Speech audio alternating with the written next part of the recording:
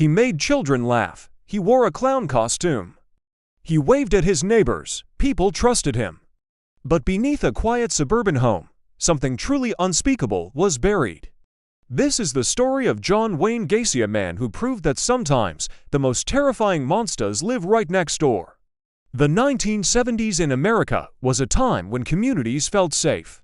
It was an era of trust where neighbors knew each other by name, children played freely in the streets until dusk, and doors were often left unlocked. It was a world that felt protected, insulated from the horrors you might see on the news.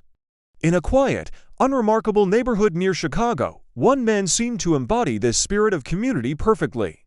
His name was John Wayne Gacy. To everyone who knew him, he was a friendly, hard-working man, always ready with a smile and a helping hand. He was the kind of neighbor you'd want to have, but no one, not even those closest to him, could have suspected that beneath that smiling, ordinary face was one of the darkest, most prolific killers in American history. Outwardly, John Wayne Gacy was the picture of success and civic duty. He was a respected local businessman, running his own successful contracting company. He was a dedicated community volunteer, always involved in local events.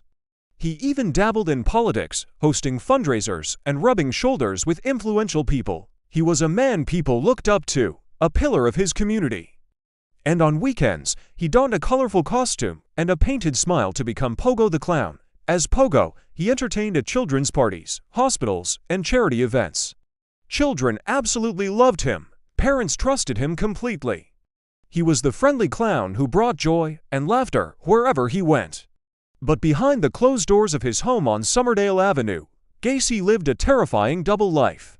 The public persona was a carefully constructed mask. The real John Gacy was manipulative, deeply controlling, and dangerously disturbed. What made Gacy so incredibly dangerous wasn't just the horrific acts he committed, it was how disarmingly normal he appeared to everyone around him. He didn't fit the stereotype of a monster lurking in the shadows.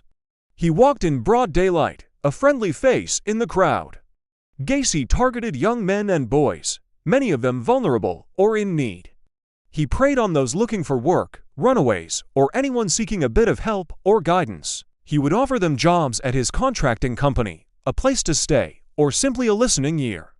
He used his respectable image to lure them into his confidence.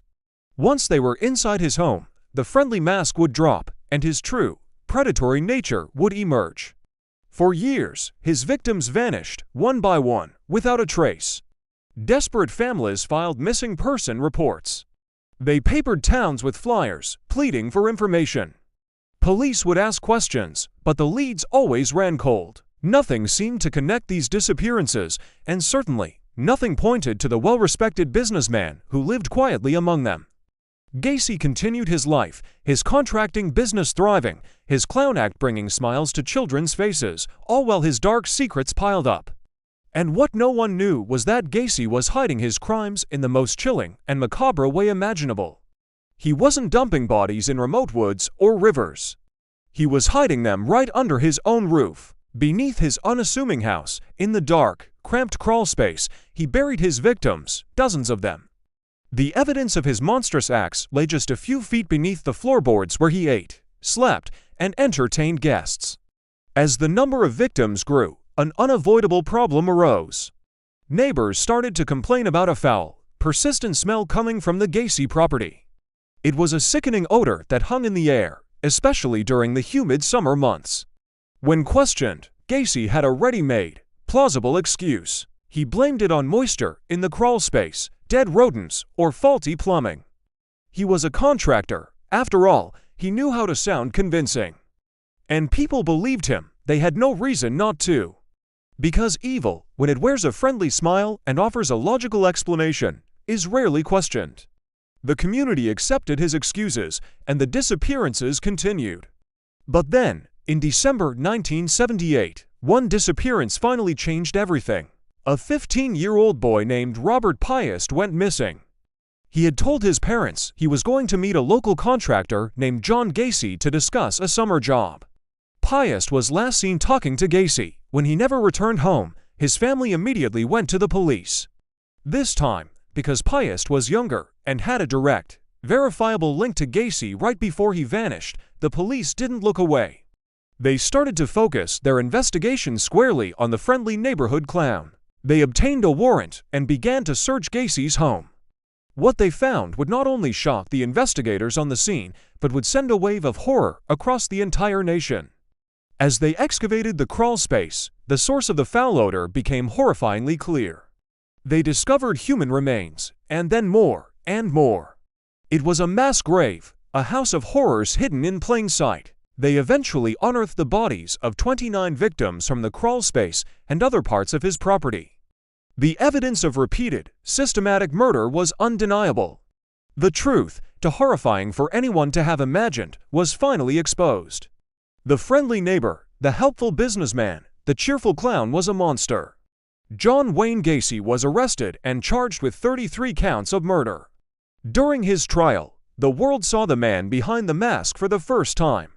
He showed little to no remorse for his crimes. He was arrogant, defiant, and manipulative, even on the witness stand.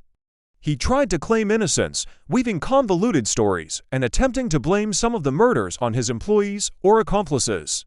At times, he even joked with reporters and court officials, seemingly unfazed by the gravity of his situation. Psychologists who examined him described him as a classic psychopath, charming and articulate on the surface, but completely devoid of empathy, conscience, or any genuine human emotion. He was a performer, and his entire life had been his stage. In 1980, after a relatively short trial, the jury found John Wayne Gacy guilty. It took them less than 2 hours to decide his fate. He was sentenced to death for 12 of the murders. For the next 14 years, he sat on death row, continuing to play games with the media, granting interviews where he would alternately confess and deny his guilt. He never gave the families of his victims the closure they so desperately sought. On May 10, 1994, John Wayne Gacy was executed by lethal injection. He never fully accepted responsibility for the lives he had destroyed. His crimes left permanent scars. Families were left to grieve sons, brothers, and friends who were stolen from them, their final moments filled with unimaginable terror. An entire community lost its sense of safety, its trust shattered by the revelation that such evil could exist right in their midst. And America learned a terrifying lesson. The story of John Wayne Gacy is so disturbing not just because of what he did, but because of who he was. He didn't hide in the shadows or lurk in dark alleys. He lived openly, he smiled every day, he shook hands with his neighbors. He was a part of the community fabric, and that is the most frightening part of all. Because the most dangerous monsters don't always look like monsters. Sometimes, they look just like everyone else. Sometimes, they live right next door, with their secrets buried just beneath your feet. Thank you for watching. If you found this story compelling, please like this video and subscribe to our channel for more deep dives into the cases that shaped history. Stay safe out there.